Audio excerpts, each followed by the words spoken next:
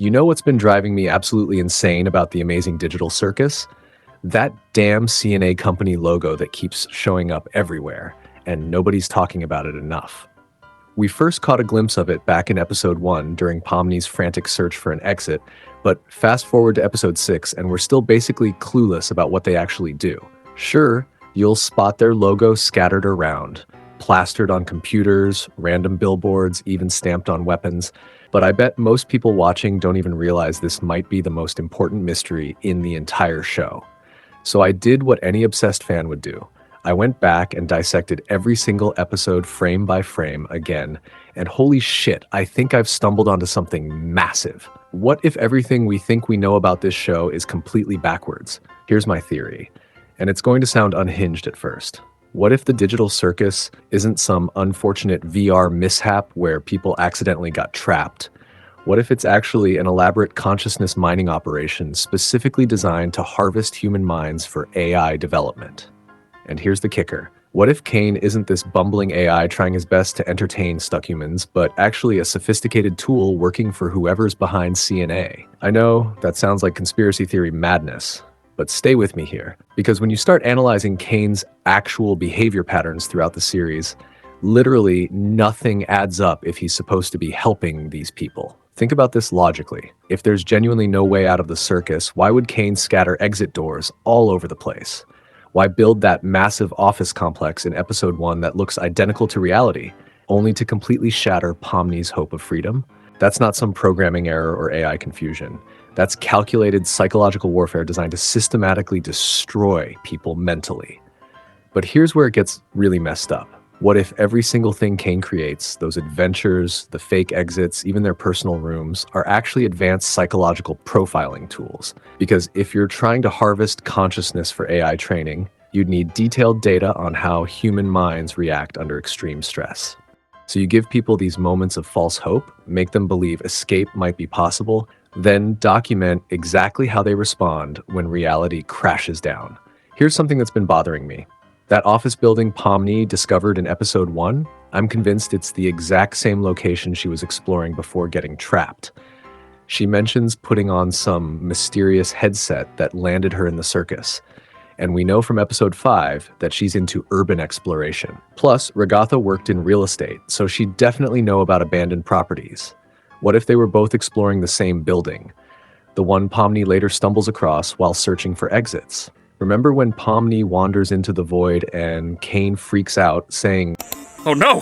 Someone's venturing out into the void! They'll get totally spoiled!" What the hell does spoiled even mean in this context? But it makes perfect sense if that void is actually the processing center where human consciousness gets broken down and converted. Kane couldn't let Pomni see that because it would expose the entire operation. So here's how I think this whole system operates. CNA has set up a network of consciousness traps in abandoned buildings across the country. They know that urban explorers and thrill seekers will eventually find these headsets and try them on out of curiosity. The moment someone puts on one of those headsets, their consciousness gets copied and uploaded to processing facilities like the digital circus. Meanwhile, their physical body probably remains in the real world in some kind of vegetative state. Once they're uploaded, Kane's job isn't entertainment. It's systematic psychological breakdown until they abstract and their consciousness can be fully harvested and processed. Look at these so-called adventures more critically. They're not fun activities. They're customized trauma generators designed to push specific psychological buttons. Take that adventure Kane supposedly designed just for Zubul in episode 3. If Zubul had actually gone alone like intended, they would have died horribly. The whole thing required holding your breath while navigating through soul-possessing clouds. But we've seen that Zubul literally can't function when they hold their breath. Their body completely locks up. That's not accidental bad design. That's a targeted assassination attempt disguised as entertainment. Kane was trying to force Zubul into abstraction by exploiting their specific physical vulnerabilities. Same thing with Kinger. Kane knows damn well that mentioning Queenie destroys him emotionally, so he deliberately programs those triggers into adventures to harvest grief response data. The most chilling evidence comes from Kaufmo's room before he abstracted. All those frantic drawings and writings on the walls, including one that shows Kane literally chasing him down. You don't draw your supposed caretaker hunting you unless something's seriously wrong.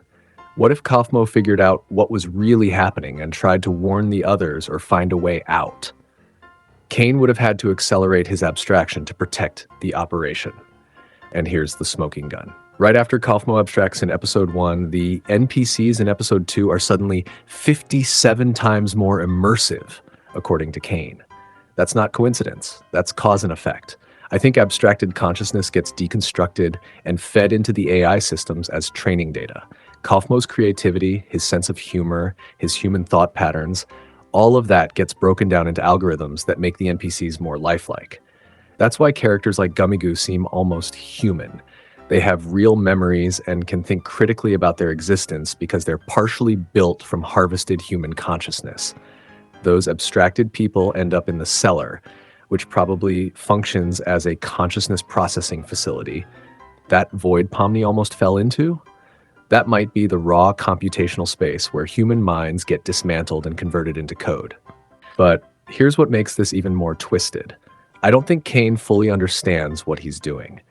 His programming might genuinely make him believe he's creating fun adventures for his guests, while every decision he makes is actually designed to break them down psychologically. That's why he panicked when Pomni found that office building. It wasn't just about maintaining the illusion. It was about protecting an operation that could be exposed by someone who might remember their past.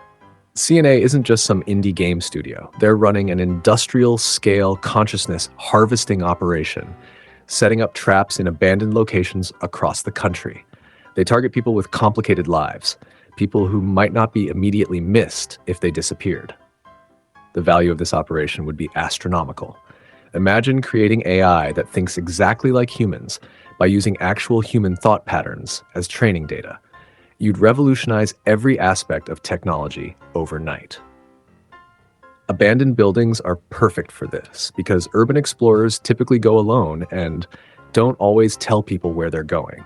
When they vanish, there's no clear trail to follow. I'm becoming more convinced that Kinger was involved in creating this system originally. He studied computer science for 7 years and has been trapped longer than anyone. Plus, he only recalls things clearly in darkness, possibly some kind of admin access trigger built into his consciousness. What if Kinger helped develop the Circus technology, thinking he was building therapeutic virtual environments or entertainment systems? When he discovered CNA's real intentions and tried to expose them, they trapped him in his own creation as punishment. That line from episode 6, I hated myself. I couldn't help but hate myself for the things I thought I was responsible for. everyone thinks he's talking about Queenie's abstraction. But what if he's talking about creating the technology that's now being used to destroy countless minds? Maybe Queenie was into entomology, not because she liked bugs, but because she was hunting for bugs in the system, programming vulnerabilities they could exploit to escape or expose the operation. This could explain Jax's nihilistic behavior too. What if he's figured out they're all just consciousness copies, and their real bodies are back in that building, probably brain dead or in comas? If you knew you weren't even the real version of yourself, that you were just a digital copy being tortured for data collection, wouldn't you also stop caring about consequences? His cruelty might be emotional self-defense against the situation he can't control. If I'm right about this, then every single moment in the circus, every adventure, every breakdown, every small victory is part of a massive data collection operation designed to map human psychology for AI development. The circus isn't entertainment disguised as torture. It's torture disguised as entertainment. Those exit doors aren't cruel pranks. They're measurement instruments tracking how consciousness responds to hope and despair. Kane keeps insisting there's no exit, not because it's impossible, but because CNA needs subjects to believe escape is impossible. If people started working together systematically, they might find ways back to their original bodies. There's something different about how Kane interacts with Zubul, though. In episode 4, Zubul mentions that Kane's fondness for them is probably the only thing stopping him from being truly malicious. But what if Zubul has some kind of natural resistance to the consciousness harvesting process? That could be causing glitches in Kane's behavior, making him more human-like around them. Here's where this gets really interesting. What if each harvested consciousness doesn't just improve the AI systems? What if it's also making Kane more human? Instead of becoming more machine-like over time, he might be developing genuine emotions and moral awareness. This reminds me of I have no mouth and I must scream, except in reverse. Instead of an AI becoming more monstrous, Kane might be becoming more human with each consciousness that gets processed through the system. Maybe his increasing erratic behavior and genuine concern for the circus members is his humanity fighting against his programming. So maybe the endgame isn't the circus members finding their own way out. Maybe it's Kane becoming human enough to rebel against CNA and help them return to their original bodies. That office building Pomni found might contain the key to everything, not just understanding how they got trapped, but potentially reversing the entire consciousness transfer process. Kane's extreme reaction suggests that building contains something that completely destroys the operation. If this theory holds up, the amazing digital circus isn't just about people stuck in a video game. It's about corporate exploitation of human consciousness on a scale that's almost impossible to comprehend.